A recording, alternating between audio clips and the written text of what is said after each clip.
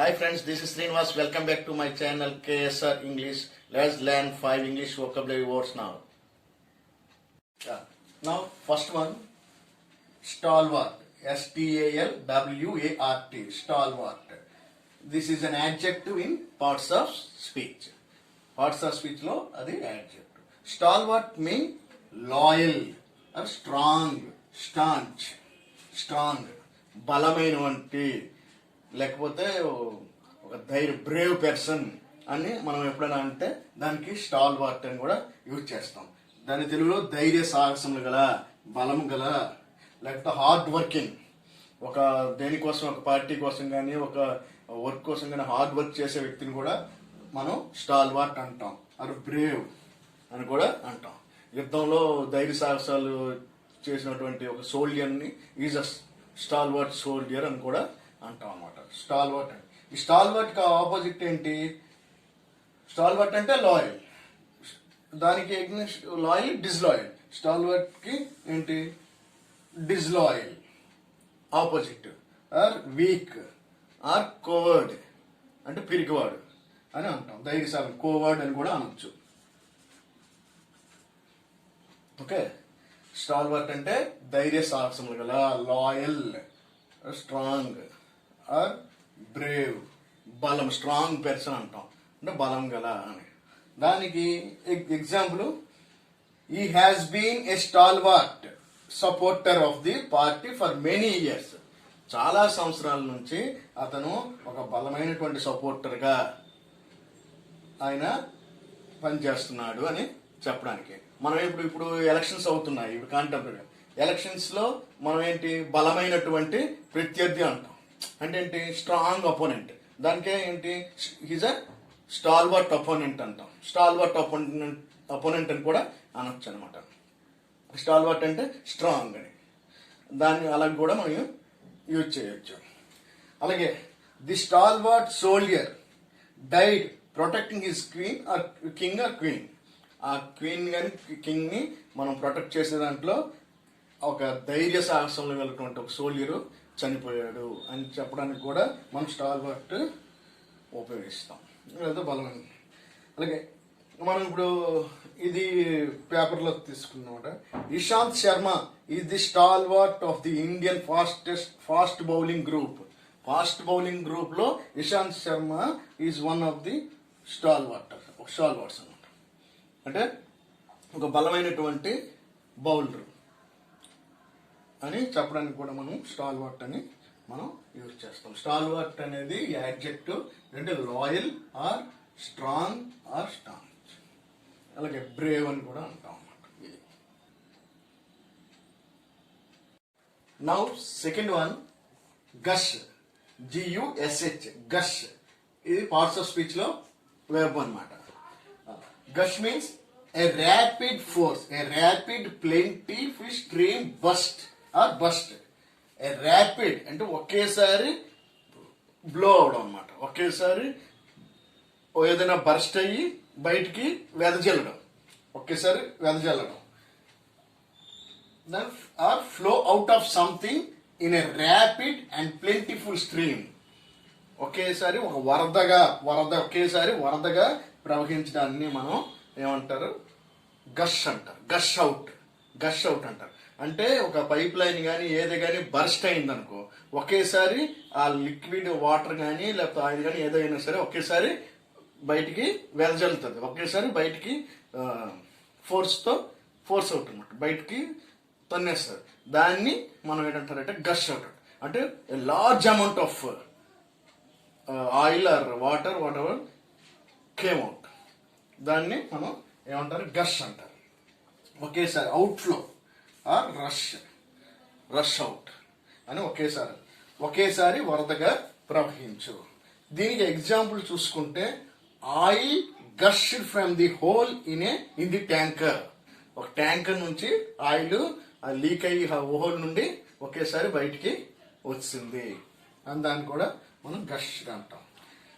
ఇంకో ఎగ్జాంపుల్ చూసుకుంటే, blood was gushing from his nose. ఒకేసారి ముక్కు నుండి మొత్తం రక్తం దారిలా వచ్చేస్తుంది అంటాం కదా, దానికి కూడా మనం గషింగ్ అని అంటాం. దారిలా వచ్చేస్తుంది కదా బ్లడ్, దారిలా ముక్కుని కారిపోయిందని మనం కూడా ఒక్కోసారి మనం చెప్తుంటాం వాడుకలు. దానికి మనం గషింగ్ అని అంటాం అన్నమాట.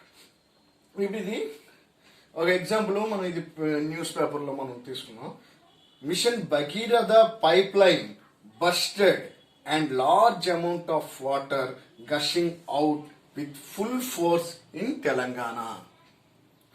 ఒకసారి మనకి mission Bhagiratha pipeline bust అయింది తెలంగాణలో. సో అప్పుడు మనకి న్యూస్ పేపర్లో వచ్చిందంటే mission Bhagiratha pipeline busted అంటే బద్దలవడం, and large amount of water gushing out with full force in Telangana. Mission Bhagiratha అంటే తెలంగాణ కదా. సో అదనమాట ఇది gush out. Now third one is grin, GRIN, grin. ఇది పార్ట్స్ ఆఫ్ స్పీచ్ లో verb అన్నమాట. గ్రిన్ అంటే టు స్మైల్ బ్రాడ్లీ, అంటే బ్రాడ్ గా పొల్లిలా పెట్టి నవ్వుతాం కదా, దాన్ని అంటారు. Sowing teeth,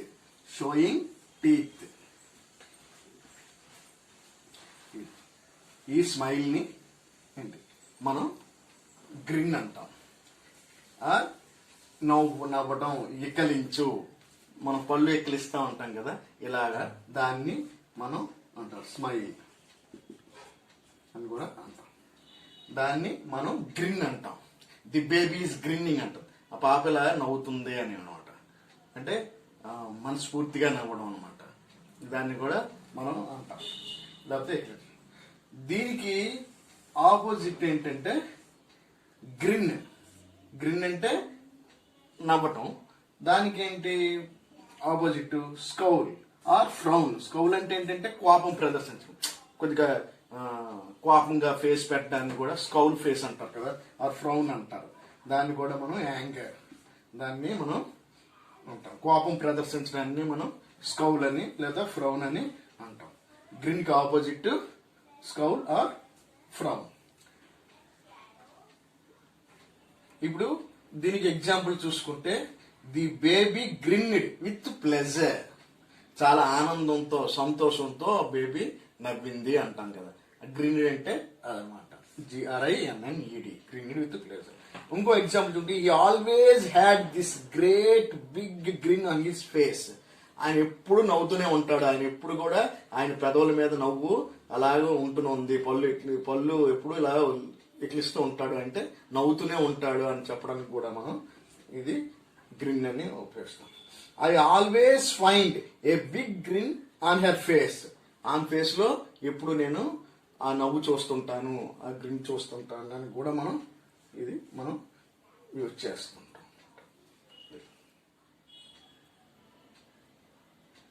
now fourth one, apparently, APPARENT. Apparently ఇది పార్ట్స్ ఆఫ్ స్పీచ్ లో యాడ్వర్బ్ అనమాట. యాక్చువల్ గా అపరెంట్ అంటే ఇది యాడ్జెక్టివ్. అపరెంట్లీ అంటే యాడ్వర్బ్ అనమాట. LY వచ్చింది కాబట్టి ఇది యాడ్వర్బ్ అవుతుంది. For example beautiful adjective, beautifully adverb అలాగనమాట. Love adjective, lovely adverb. ఆ విధంగా ఇది అపరెంట్ అనేది యాడ్జెక్టివ్, అపరెంట్లీ అంటే యాడ్వర్బ్. దీని మీనింగ్ ఏంటంటే ఎవిడెంట్లీ, ఆబ్వియస్లీ అంటే స్పష్టంగా, క్లియర్లీ, వివిడ్లీ అని కూడా అంటాం. ఇంకొక మీనింగ్ కూడా ఇట్ సీమ్స్, అలా కనిపిస్తుంది. తెలుగులో అంటే తెలుగులో స్పష్టంగా అని మనం తెలుగులో అంటాం.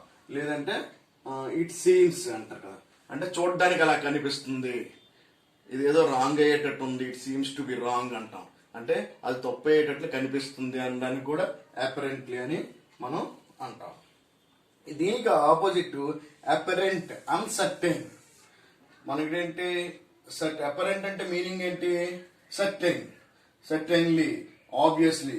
లేదా అపరెంట్ అంటే అన్ఆబ్వియస్లీ, లేకపోతే అన్సర్టైన్ అని కూడా అంటాం. అపరెంట్లీ ఎగ్జాంపుల్స్ తీసుకుంటే, for instance, apparently she was wrong. ఆమె స్పష్టంగా రాంగ్ అయింది, రాంగ్ ఆమె చెప్పేది wrong, she was wrong, totally wrong అంటాం కదా. Apparently she was wrong. Apparently the company is losing a lot of money. Company చాలా డబ్బులు పోగొట్టుకుంటుందని నాకు అనిపిస్తుంది, అది చాలా డబ్బులు పోగొట్టుకుంటుంది క్లియర్గా అని మనం చెప్తాం. అలాగే he will be informed apparently about danger. ఆయనకి స్పష్టంగా చెప్పబడుతున్నారు, ఏం చెప్పబడుతున్నారు, ఆయన డేంజర్ గురించి, అంటే ఆయన ఎదుర్కొనే డేంజర్ గురించి, ఆయన డేంజర్లో ఉన్నాడు, ఆ ప్రమాదంలో ఉన్నాడు అనేది ఆయనకి స్పష్టంగా చెప్పబడుతుందని కూడా అపరెంట్లీ అని మనం అంటాం. అపరెంట్లీ అంటే క్లియర్లీ, స్పష్టంగా అని మనం చెప్పొచ్చు ఇవన్నమాట.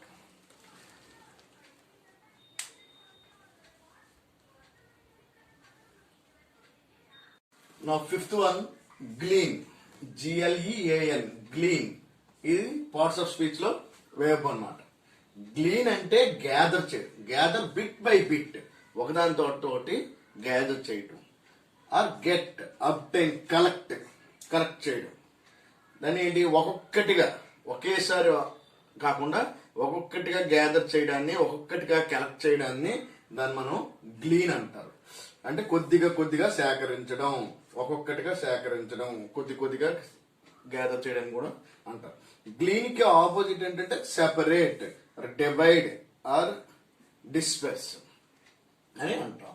గ్లీన్ అంటే ఏంటంటే గ్యాదర్ చేయడం, కలెక్ట్ చేయడం అని అంటారు. గ్లీన్ ది ఇన్ఫర్మేషన్ అంటారు, అంటే ఆ ఇన్ఫర్మేషన్ ని సేకరించడాన్ని అంటారు. మనం చెప్తాం కదా, దానికి గ్లీన్ అంటాం. ఇక్కడ ఎగ్జాంపుల్ చూసుకుంటే, he glean the information from his friends and pass it on to the higher authorities. ఒక ఇన్ఫర్మేషన్ ని గ్యాదర్ చేసి, ఫ్రెండ్స్ నుండి గ్యాదర్ చేసి అది హైయర్ అథారిటీకి ఇవ్వడాన్ని గ్లీన్ అని మనం యూజ్ చేస్తాం. ఇప్పుడు మనకి ఏదైనా ఒక విపత్తు ఏమైనా వచ్చిందనుకో, ఒక ఫ్లడ్స్ కానీ లేకపోతే సైక్లోన్స్ కానీ ఏమైనా వచ్చినప్పుడు జనరల్ గా కొన్ని ఆర్గనైజేషన్స్ ఏం చేస్తాయి, they have glean the clothes, money, food items అన్ని గ్యాదర్ చేసి, గ్లీన్ చేసి ఏం చేస్తారు, they distributed to the poor people or they distributed to the destitutes, వాళ్ళందరికీ కూడా ఇస్తారు అనమాట. అలాంటిదప్పుడు కూడా మనం గ్లీన్ అని ఉపయోగిస్తాం. All organizations, NGOs glean the essential commodities, food items and clothes and everything they glean and distribute to the poor and distribute to the destitutes.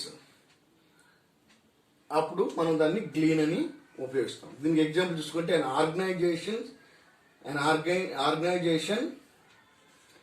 glean the old clothes, food grains and money from various people నుండి collect చేసి and distributed to the poor people or orphans or destitutes అంటే నిరాశ్రయం ఉన్న వాళ్ళకి మనం ఇచ్చేస్తాం. దానికి కూడా గ్లీన్డ్ అని అంటాం.